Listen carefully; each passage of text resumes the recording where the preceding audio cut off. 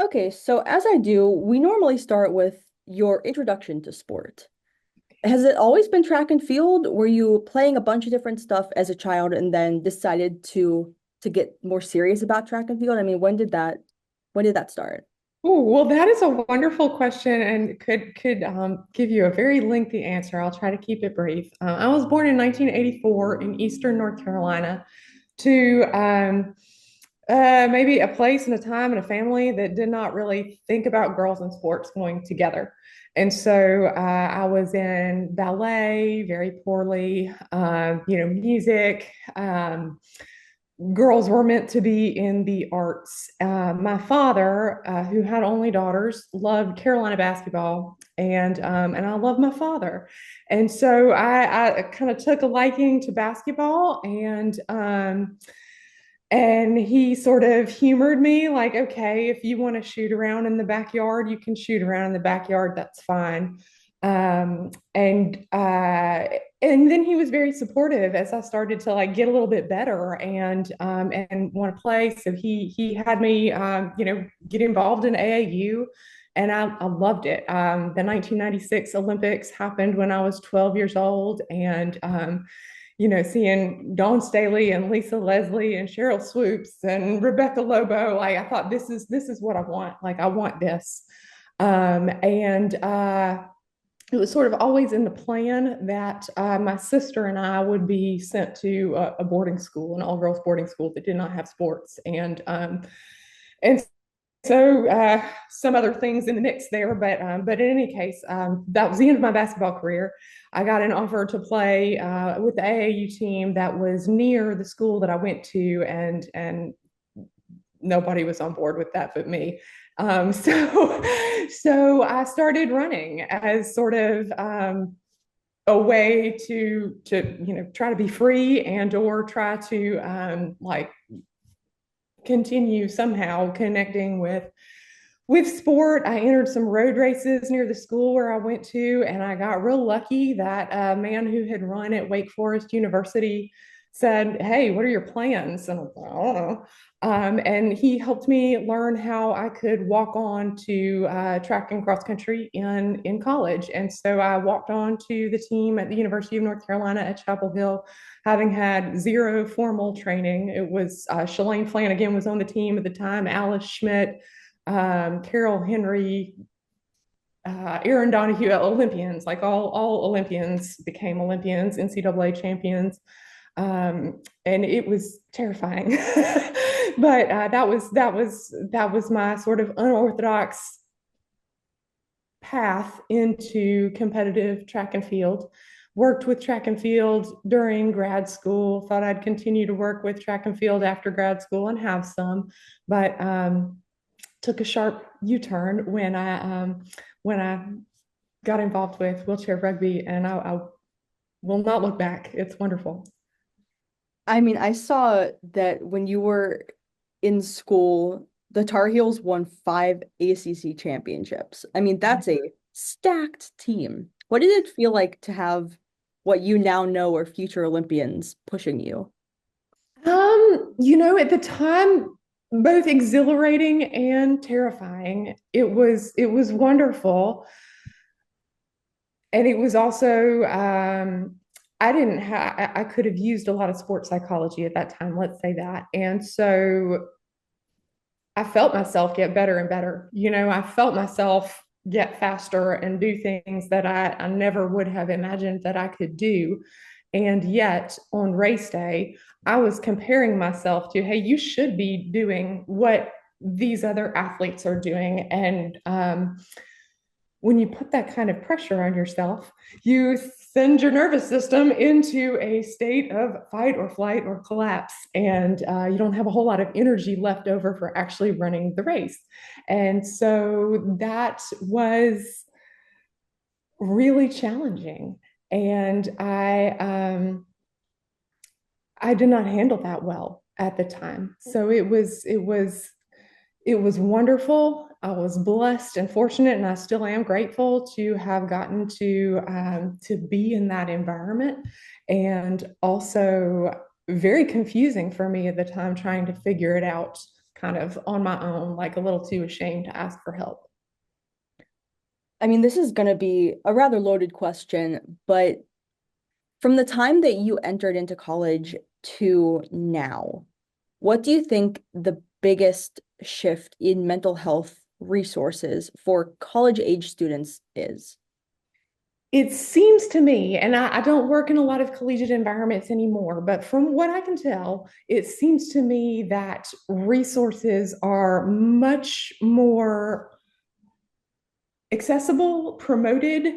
Um, you hear about them, you see different announcements that are put out or different articles that are put out, certainly job advertisements. So it seems as though those resources are more visible, maybe, I hope, less stigmatized, and that there's some education around how to use those resources if one wanted to use those resources. I don't know that everybody feels educated or feels that they're accessible, or I don't know, but it does seem to be that there's a trend in the direction of making them much more user friendly and available, I hope.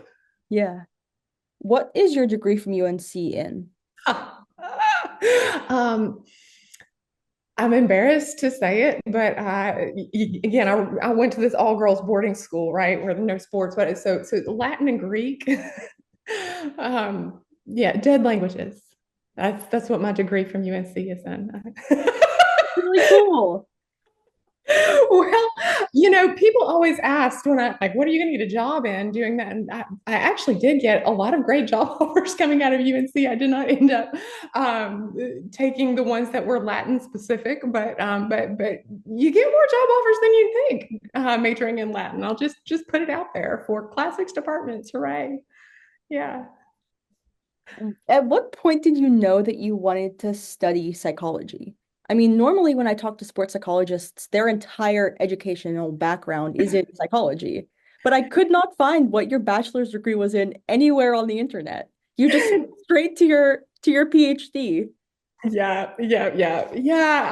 I guess I don't necessarily talk about that a lot as people ask because they're usually kind of baffled.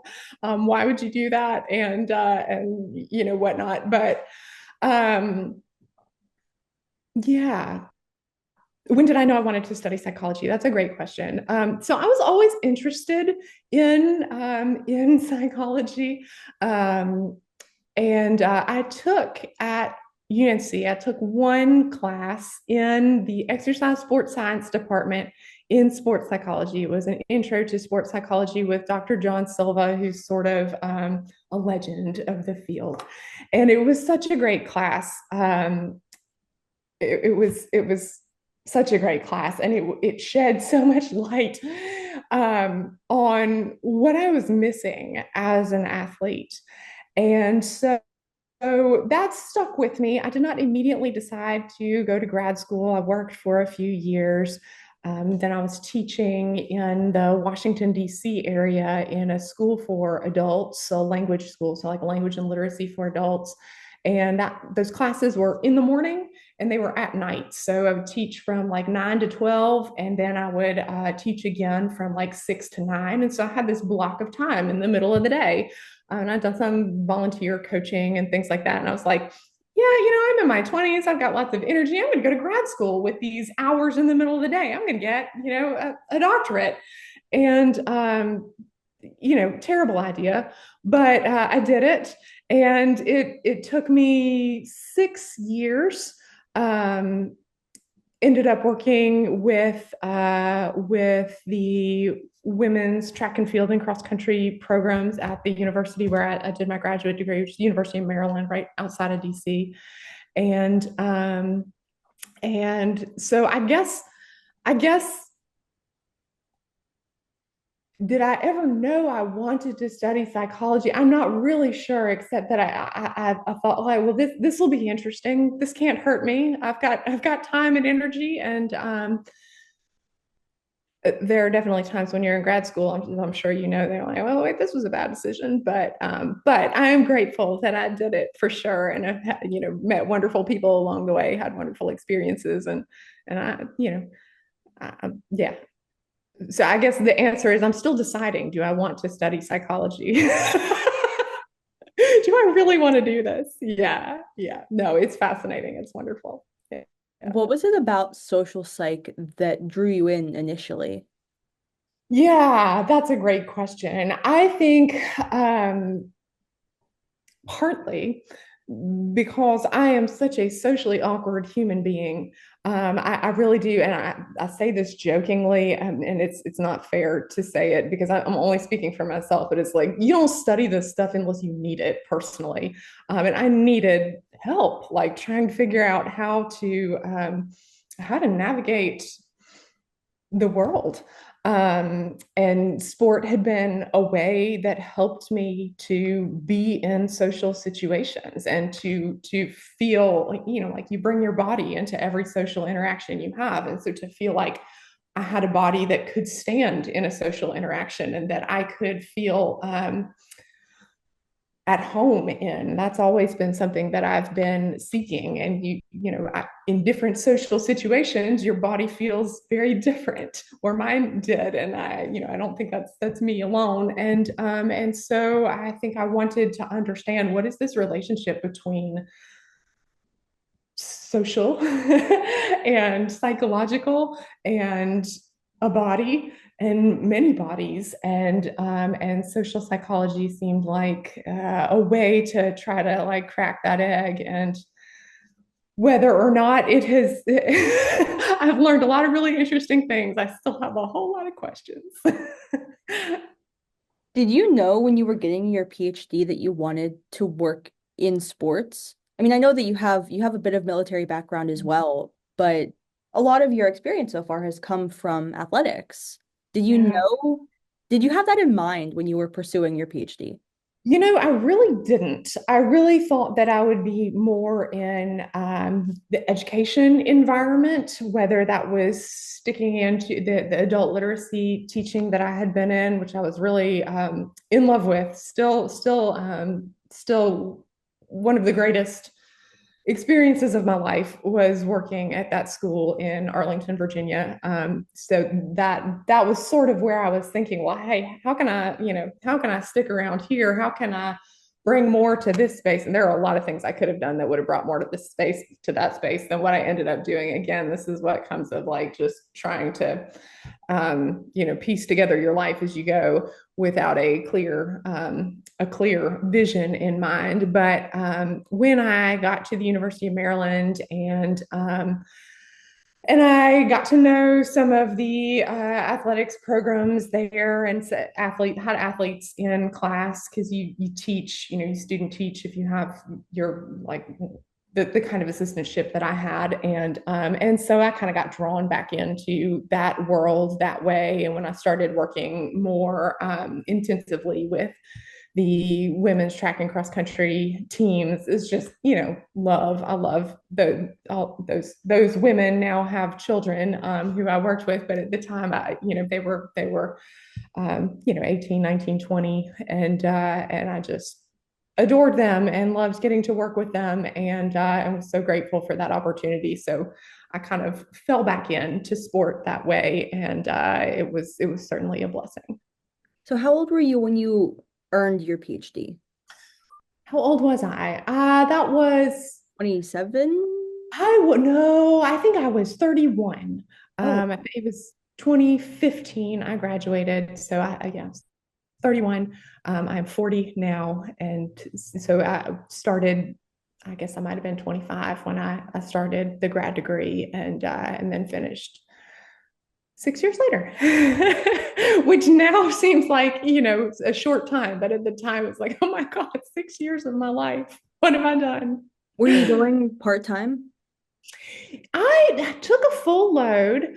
So I took a full load. I finished coursework within 3 years, and then it took me 3 more years to complete my dissertation.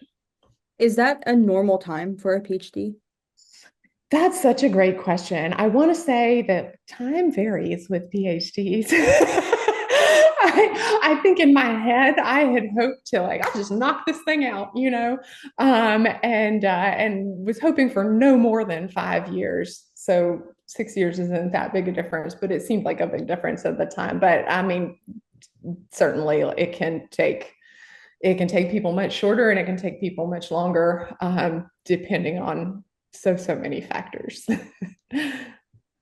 When did you get introduced to the Wounded Warrior Project? Was that during your PhD program?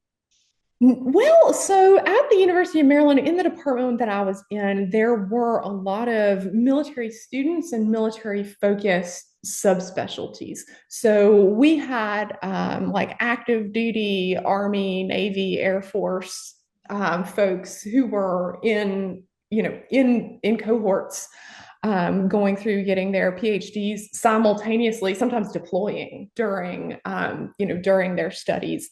And then we had a number of faculty in our department who had grants from the Department of Defense and from other military funding or military related entities. And so that was always interesting to me to get to learn about. Growing up in Eastern North Carolina, there are military bases just all around the town that I grew up in. And so I had a lot of friends who had parents who were serving.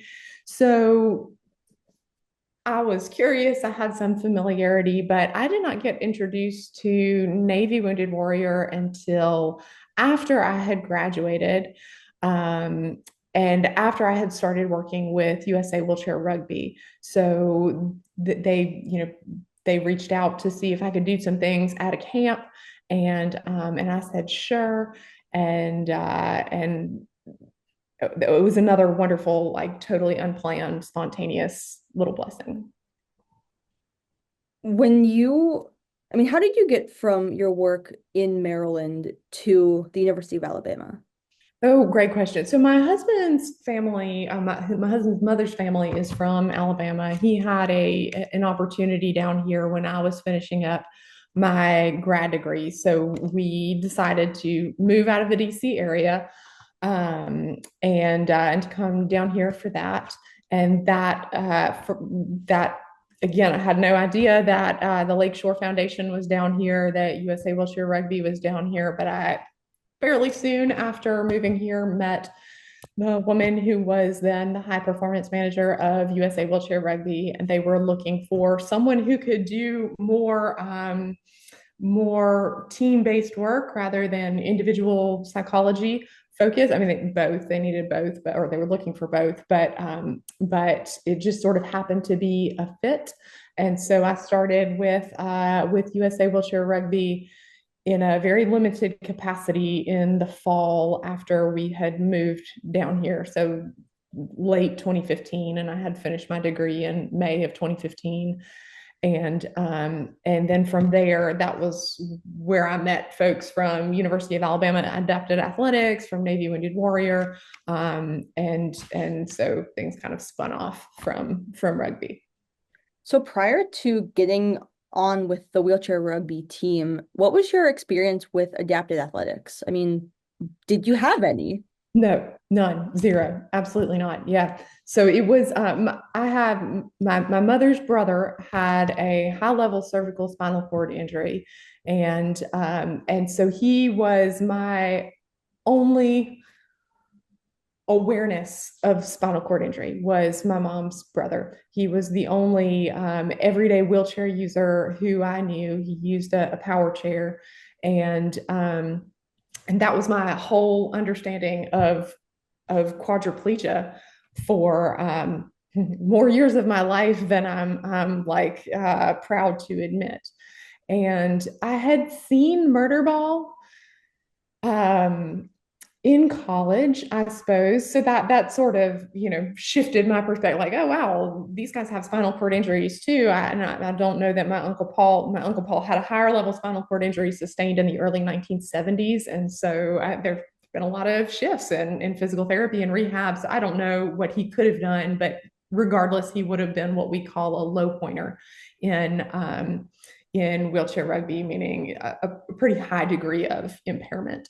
But yeah, I had no experience with adaptive sports before I started working with wheelchair rugby. So the theme you're picking up on is I am completely unqualified for everything that I do and kind of find my way in and like, okay, well, here we are. Let's figure it out.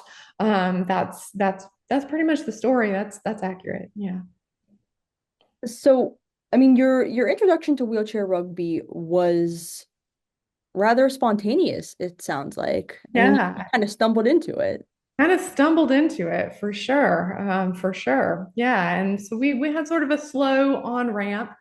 The first year or so that I worked with the team, they were just coming back from the Pan American Games, which in 2015 was in Toronto.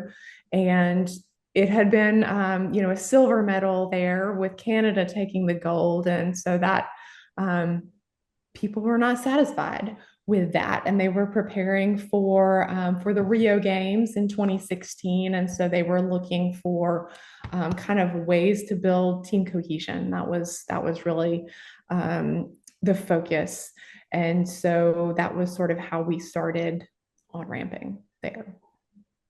What kind of team do you work with wheelchair rugby? I mean, are you the only provider? Oh goodness. Okay, so we have a huge staff. It could be even huger. But we have a wonderful staff of highly qualified professionals from a range of different areas.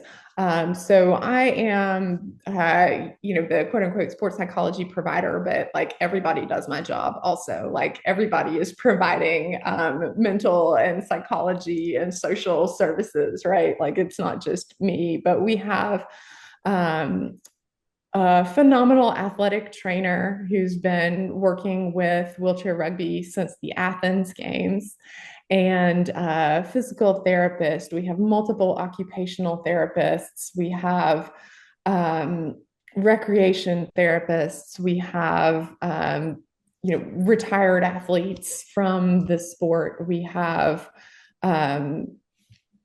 all sorts of people providing services that include training the whole athlete, the whole human. Yeah. I mean, I actually just brought on Joe Delagrave a few episodes ago.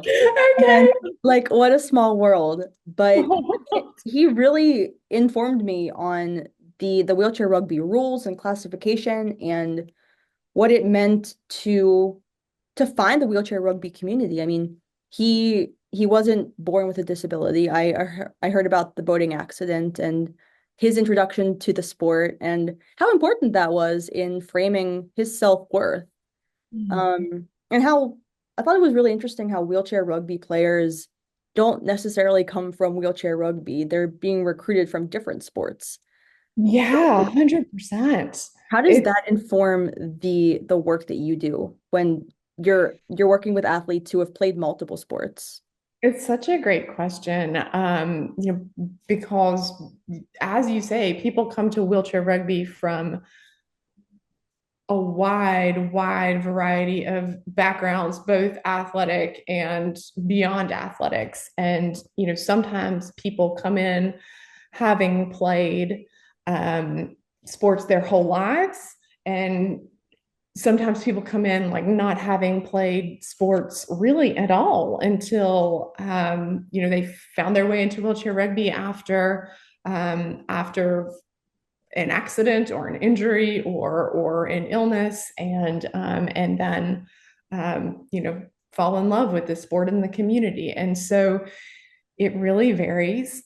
I would say, since I'm really only working with people that, I know lots of folks in the world of wheelchair rugby who are not on the national team, but by the time I'm working with them, they have committed a certain part of their lives to wheelchair rugby, and they're playing at the highest level. And so they do have different relationships to sport and different relationships to team sport and different relationships to being part of a team. But they have uniformly made these commitments to put rugby and their, what they're going to offer to this team um, in a pretty high place in their lives. So that they do all the work. They make it easy. I'm just there. When you are working with these athletes, what are they looking specifically for? Are they looking for more clinical work, more performance work, more kind of how do I even exist in this social situation kind of work? I mean, what kind of, I hesitate to say void, but what kind of work do you find you're predominantly doing with these athletes? It's a great question. I mean, I'm like the court jester, I don't really do anything that is needed or necessary. They would be fine without me, but I'm not a clinician, so I only do performance work. So that is some, people are always curious, like, how do I get that edge, that little edge that's gonna make us and make me more competitive. That's people are always looking for that. They don't need me to find it. They find their own edge. But something that I can do is to help provide some education, sometimes either about like how you can work with your own nervous system, how you can work with somebody else's nervous system, what might people need in a situation where they do perceive threats, and how do you bring them to that level, how do you help them get themselves to that level where the threat is not an overwhelming threat, where it's a threat that we recognize we're prepared to meet. And so that's pretty much the only thing I have to offer. And so that's what we spend a lot of time talking about and rehearsing different strategies around. Was wheelchair rugby one of the three that you were working with in at the University of Alabama? So, University of Alabama did not have a wheelchair rugby program. To my knowledge, they still don't. I'm not currently working with the University of Alabama anymore. I work with Auburn University, and not in sports actually, but the University of Alabama at the time when I was working with them had men's and women's wheelchair basketball and men's and women's tennis, and then briefly started a track program, which I think that they have since developed into to a track and field program, I believe. Yeah. Yeah. So it was basketball, men's and women's basketball and tennis that I got to work with when I was there. I mean, I saw that you helped. I mean, I'm not going to say helped because you weren't on the teams, but like you did assist in 7 national championships between the three that you were working with. I mean, that Yeah. obviously shows that your role was important to what they were doing. I think it's like another great coincidence of place and time. Like I show up in places that where people are already doing great things, and so I get to witness it along the way. And that's nothing that I did, but it's certainly an honor to get to be there. What's the difference in nervous system responses to elite sport in team sport athletes versus individual sport athletes versus the military experience that you have? Oh, that's such a great question. So in some ways, right, we all have the same apparatus, and then we all have these multitude of life experiences that have tuned our apparatus in different ways. So everyone's nervous system is incredibly profoundly similar and incredibly profoundly idiosyncratic. And and so there are similarities and differences in every different team, in every different environment. I suppose a through line there for all of it is trauma. That trauma is endemic to human experience. We will probably all experience trauma at some point in life, just by virtue of being alive in the world. Um, In adaptive sport, many people have many layers of trauma. Maybe the acute trauma of having had an accident that changes how you move around in the world. Often complex trauma from before the accident, as many human beings do. And then there is the additional trauma sometimes for people of when you move around the world in a different way. Sometimes people treat you differently and assume all sorts of things that they can ask you, or that they don't ask you. They don't, they look over your head or whatever it is. And so there can be an everyday sort of trauma that shapes people's nervous systems um, after injury, illness, accident, military service. So I'm not really answering your question, and I'm sorry, but I would say these are things that show up in every environment, and that different environments with their different goals mean, we maybe address it in somewhat different ways, or the activities that we do in that environment might look a little bit different, but the strategies and the core components are really the same.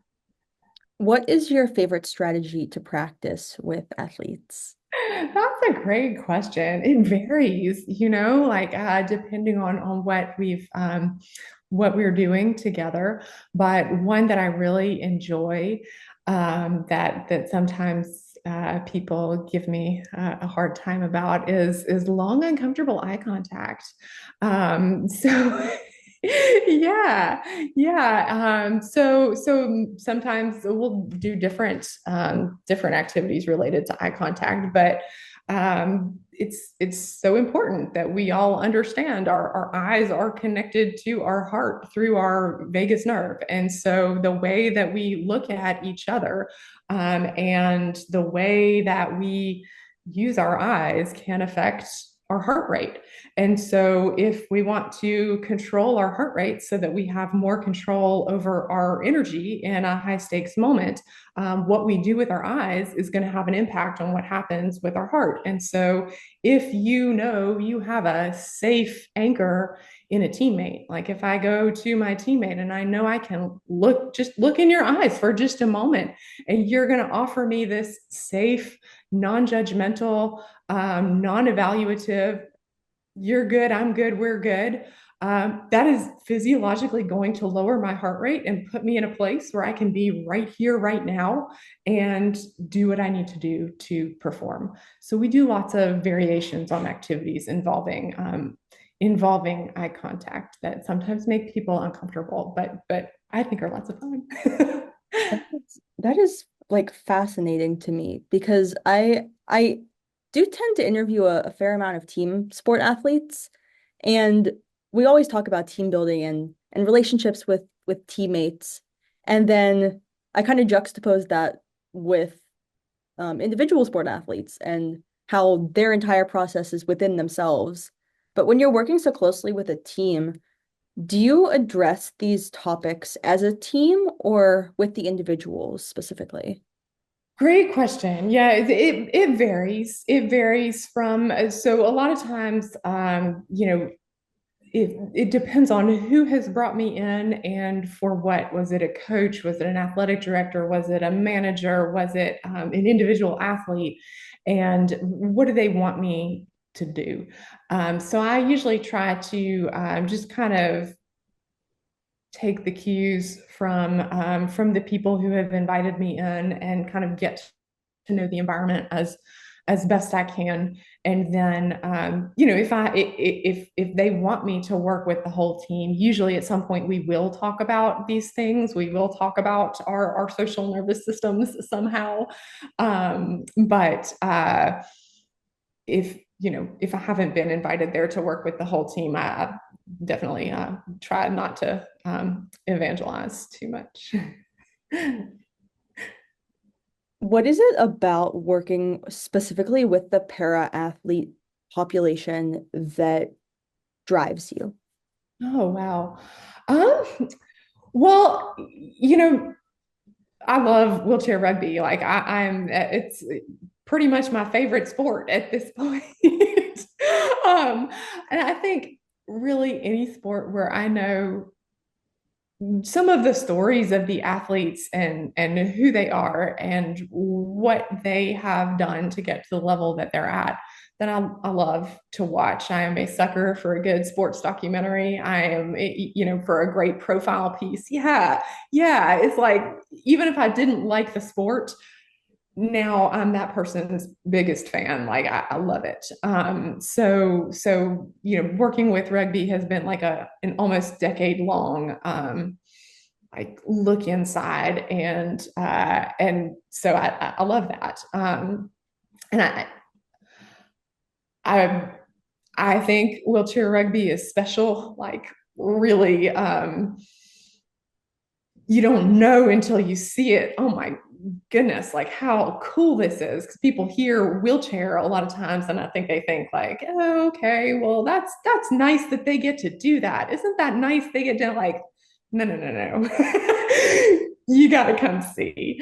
And then when they do, most of the time they're blown away and like, why haven't I seen this sooner? Like, why is this not on TV all the time? I would watch this anywhere, anytime. And I mean, let's just start with the impact of opportunities in wheelchair rugby. Getting, I know you were joking about evangelizing the work that you do, but let's talk about evangelizing these sports and these opportunities for those who are looking for a community like wheelchair rugby. Yeah, yeah, man. Well, it was one, it's wonderful. Like, yeah, I appreciate you getting the word out there to Yeah. people, wanting to talk with folks in parasport. That's huge. Um, I think really exposure, like if people see it, then they feel it.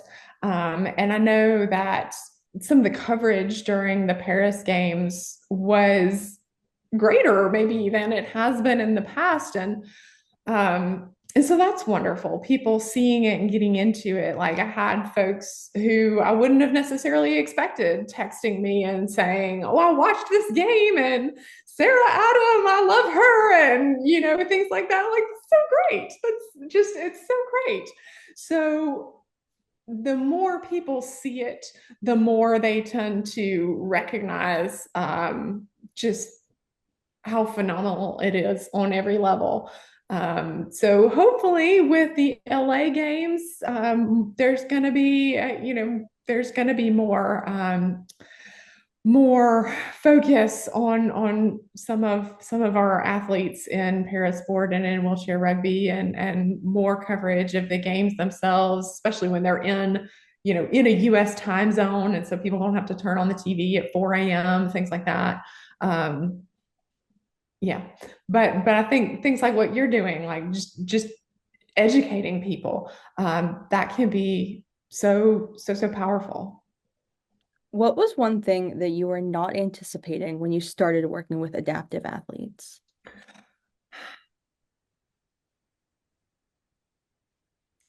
You know, that's a great question. I didn't have a lot of expectations going in, to be quite honest. It's like I don't really know what I'm doing here, and I'm going to learn sort of the same way I would with any team. Is like you're walking into a whole world that exists in a thriving way without you, without me. And so let's see what's going on here. And I maybe didn't anticipate becoming as connected to it as I feel. I did not anticipate that I would be,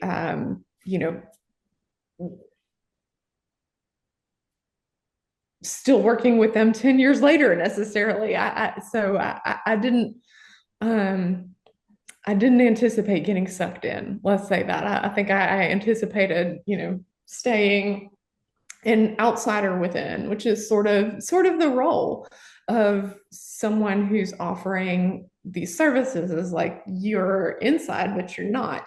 And I'm,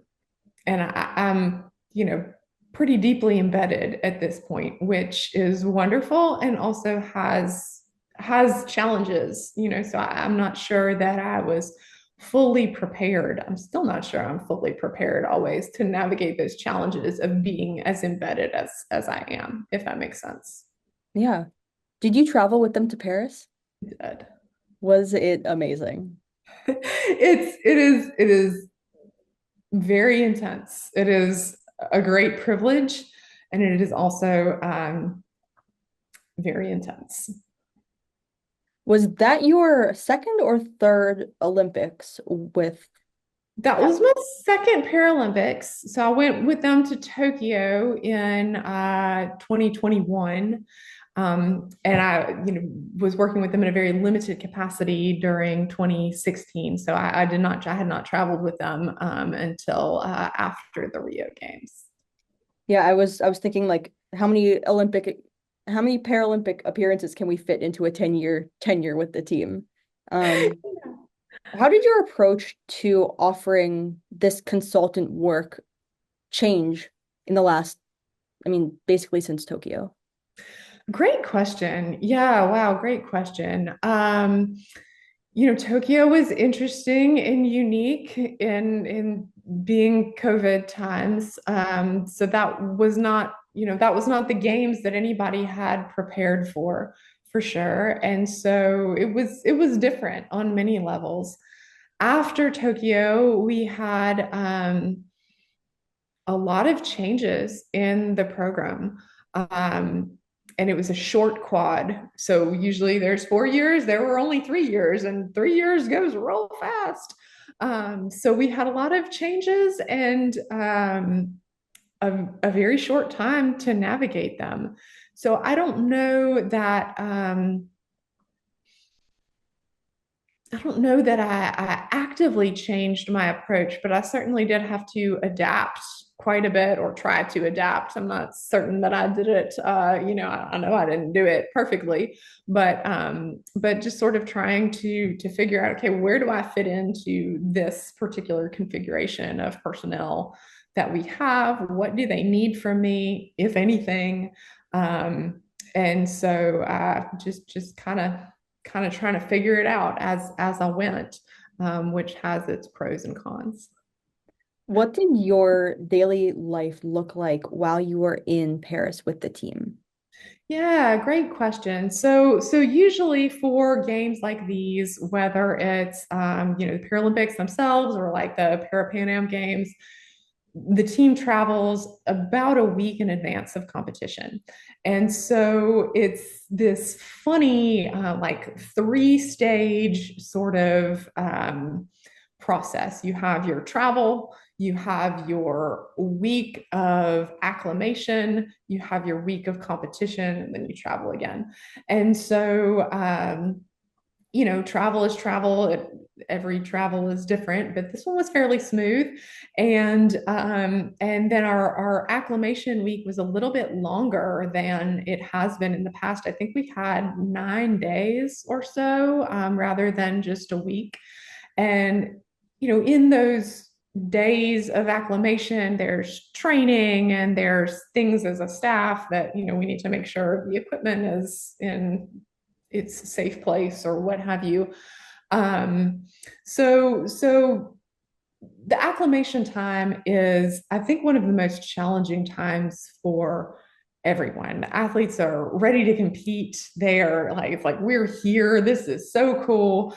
And let's go. And, the hours of training are much more limited than what they're used to. And so everybody's in this sort of um, limbo where the days seem really long and we're trying to make sure that the athletes have everything they need so that they can take care of their bodies and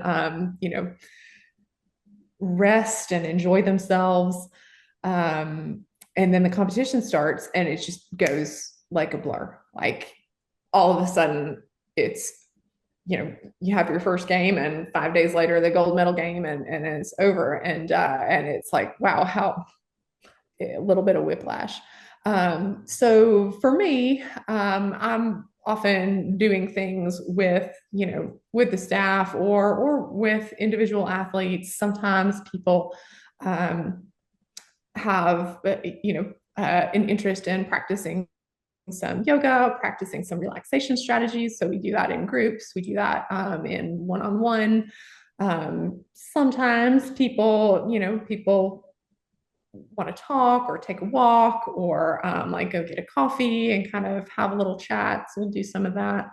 Um, and then sometimes I'm, doing things that I need to do to take care of myself in this like high stimulation environment. I'm a pretty introverted person. I'm a pretty socially awkward person, as I described to you, and as I'm sure you can see.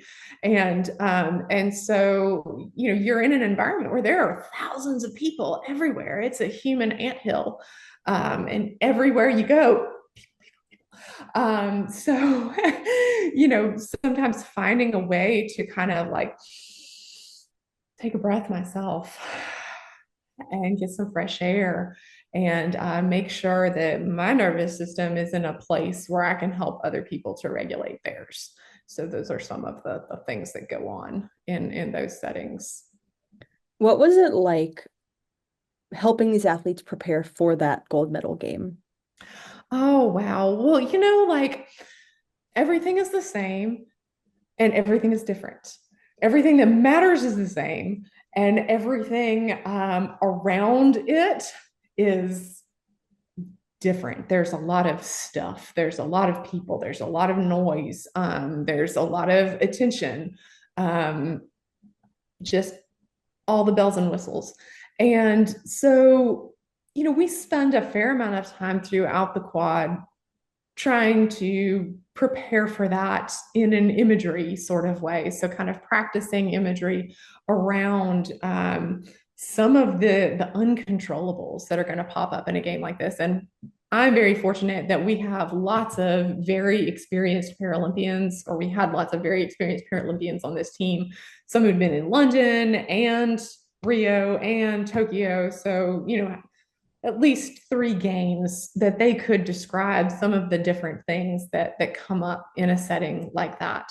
And then most of the athletes who are there have also been to a Para-Pan American Games, if not several. And that's also a great rehearsal, like especially in Chile this past November, there were 5,000 people at the opening game, the U.S. versus Chile, and drums and music, and so that was also really useful in building our imagery practice of like some of the things that might be pretty different than what you encounter at an international wheelchair rugby tournament on a more regular basis. So imagery practice is crucial for sure, and also rehearsing some of these strategies for regulating our nervous systems, and everybody having some awareness of what everybody else needs, and that we've rehearsed that throughout the quad. So people know this person needs headphones, needs to zone out, needs not to be bothered. This person needs high fives and banter and a speaker and whatever else. So everybody knows what everybody else needs, and everybody can make sure that everybody else's needs are met and do what they're able to do to mutually offer that to one another. And so I don't really have to do a whole lot by the time we get to the gold medal game. It's more just kind of being present and sort of a steward of the routine that's already in place, if that makes sense. We've talked a lot about the nervous system's role in regulating emotions, how your teammates can affect your nervous system. How does elite sport as an entity affect your nervous system, and how can you get better control over that? Oh, that's such a good question. I Gracious. think that's just like a fascinating perspective. Yeah, I just read a really wonderful book called Pressure by Geir. I'm gonna butcher his name, but I think Love he's books. Norwegian. Geir, Geir, and then last name Jordet. Yeah, I believe he's Norwegian. He spent 20 years studying penalty kicks in soccer. Like, so this is a book about penalty kicks, 20-year study of penalty kicks. And I loved it, right? Like there's not really a penalty kick analog in wheelchair rugby. There's not anything like that. But he defines penalty kicks from a psychological perspective as a task that anyone in elite football can be expected to do. Like they can all make a penalty kick. That's not the issue. So a task that anybody can reasonably expect to do, that if they fail, it affects not only them, but everyone around them.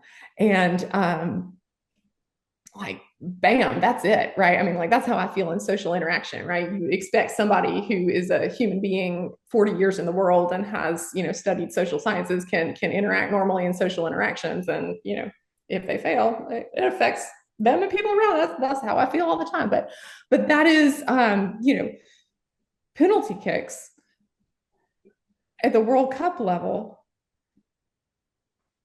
It's hard to imagine more pressure than that. Right? And so you have this moment where you are the only one acting with the ball. Like you are the only one who has control over the ball. And you've got this goalkeeper doing what they do. You've got your teammates set up doing what they do. You've got the referee and you've got all the people and your staff and whatnot. And what he found in this 20-year study of penalty kicks is just how much all those other people can help to regulate this athlete who's taking the penalty kick. Like the athlete may have their own routine, like that maybe it seemed like over the course of his study, people actually practicing penalty kick routines became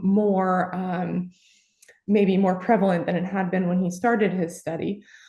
But also just the impact that your teammates can have on you as you prepare to take this kick, whether it's the way your teammates received the person who just missed theirs and seeing that they welcome that person back in, and so you go and take yours knowing like, okay, they're gonna love me regardless.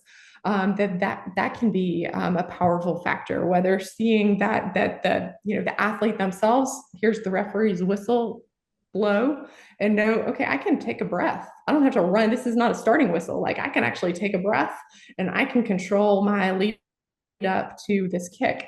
All of these things that sound, so simple and are so simple are so profoundly impactful. And so elite sport has any number of of high pressure situations wherein a person might feel like if I fail, it affects not only me, it affects everyone around me. And every single thing that anyone in elite sport does, they've done it over and over and over again. This is not the first time. They can all do the thing. That's not the issue. The issue is all these things that one can't control and all this pressure.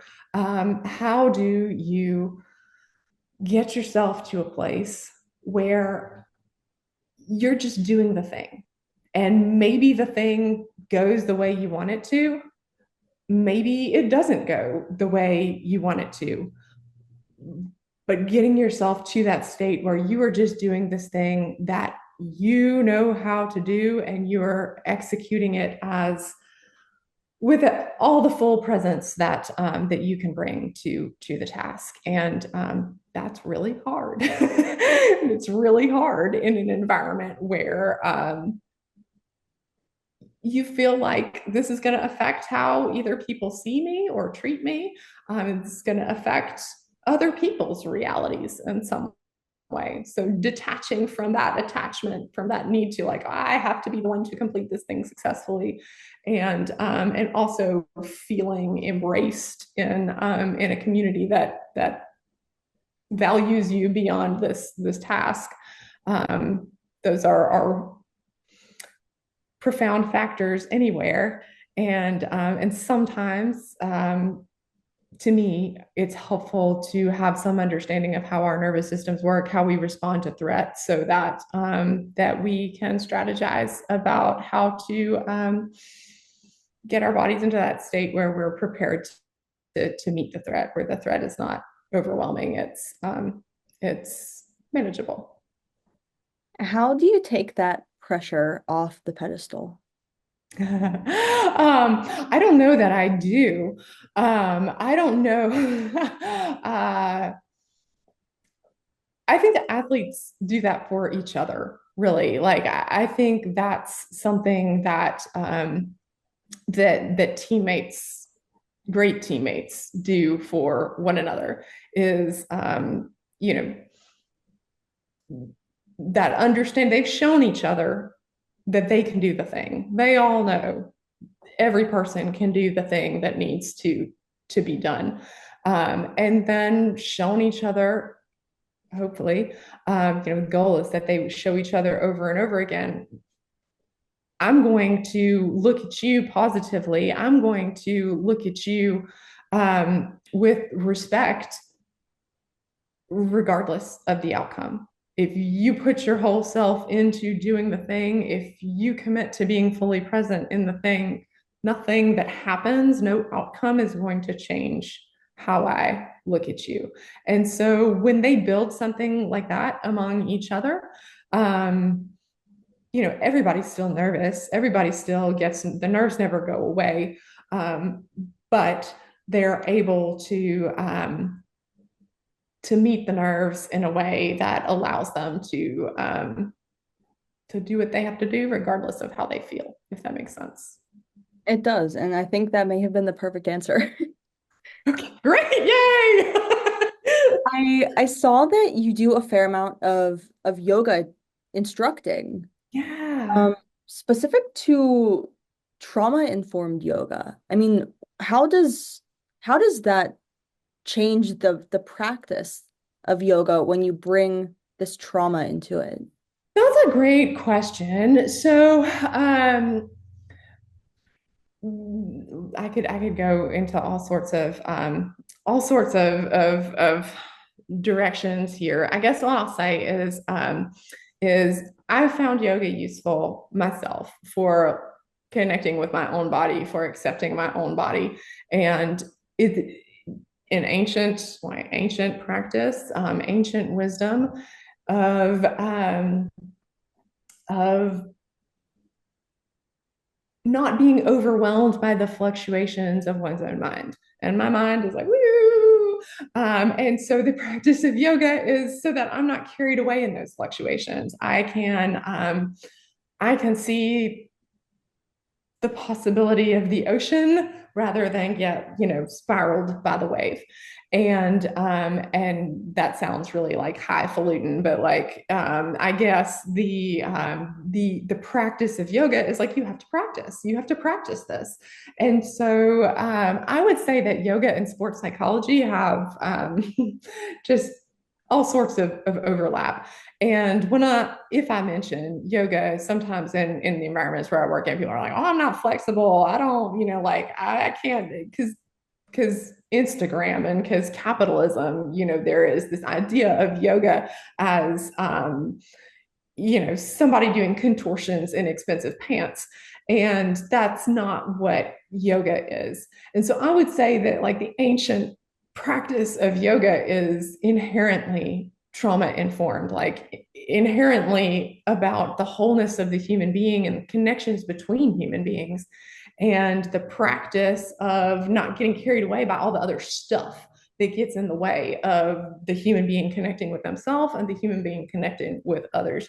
And so sometimes I bring yoga in sort of a sneaky way, like we are practicing yoga, but I'm not going to tell you we're practicing yoga. Like, and sometimes people are really interested in it and they would like to practice, or they'd like, someone to practice with. They already have their own practice and practice side by side. um, or they just need somebody to bring the props, and I can do that too. Like mats and bolsters, and one, or just go get all the pillows from every couch in the hotel, and every, like get all the towels and come down the hall and like, okay, well, have at it. So I think yoga itself is always trauma informed. Um, Manifestations of yoga in our 21st century capitalist environment are, sometimes traumatizing or re-traumatizing for people. But that's not yoga. To me,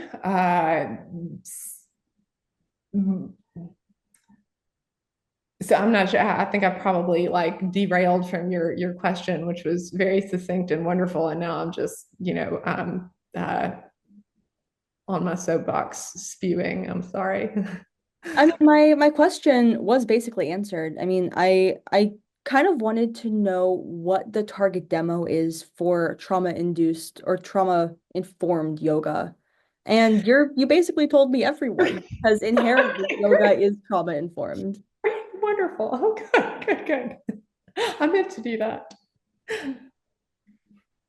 When you're looking at social neuroscience and how it interacts with elite sport, do you find that elite athletes come in knowing how to regulate their emotions, or do they already kind of is that the missing piece? Yeah, great question. I think by the time they get to the level that I'm meeting them at, they do know how to regulate their emotions for the most part. I mean, we're all human, nobody's perfect. Like emotions can sneak up on the best of us and catch us off guard.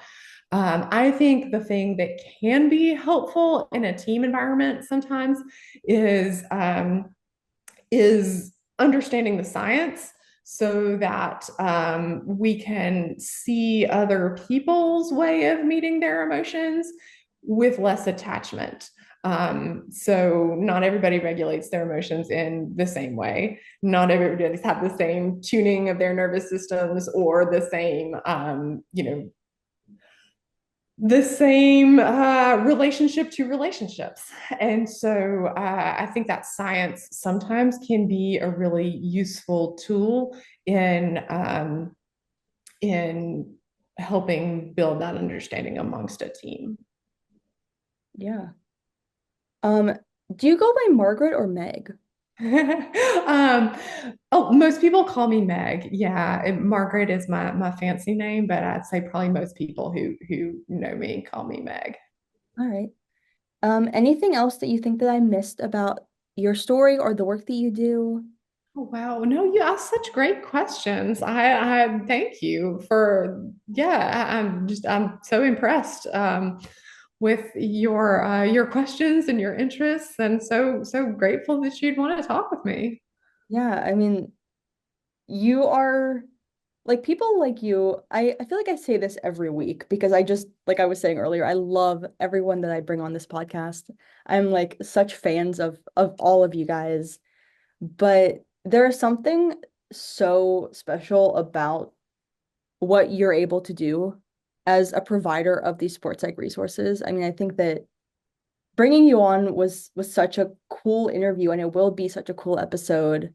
I'm just really thankful for the work that you do, and like you sitting down and talking to me, because you are the only person like you that I have spoken to for this podcast, and like I loved this episode. Like I'm so excited to put it together. Oh, bless you. Well, thank you. Thank you so much for bearing with my ramblings Bring the and ramblings on. Like bring them on. Give me all the ramblings. right on, right on. Well, you're a joy. Thank you so much, Um, Julia. Let me see when your episode is coming out. Um, I don't believe it'll be for a while. I currently have episodes scheduled up until the first week of January. cool. So yeah, your episode is not coming out until the end of November, the 27th. Okay. So you Wow. have a little bit of time. Okay. If anything happens that you'd like included between now and then, anything that we leave this interview and you think, oh my gosh, I should have told Julia about that, just message me on LinkedIn. I'll Okay. include it in the podcast.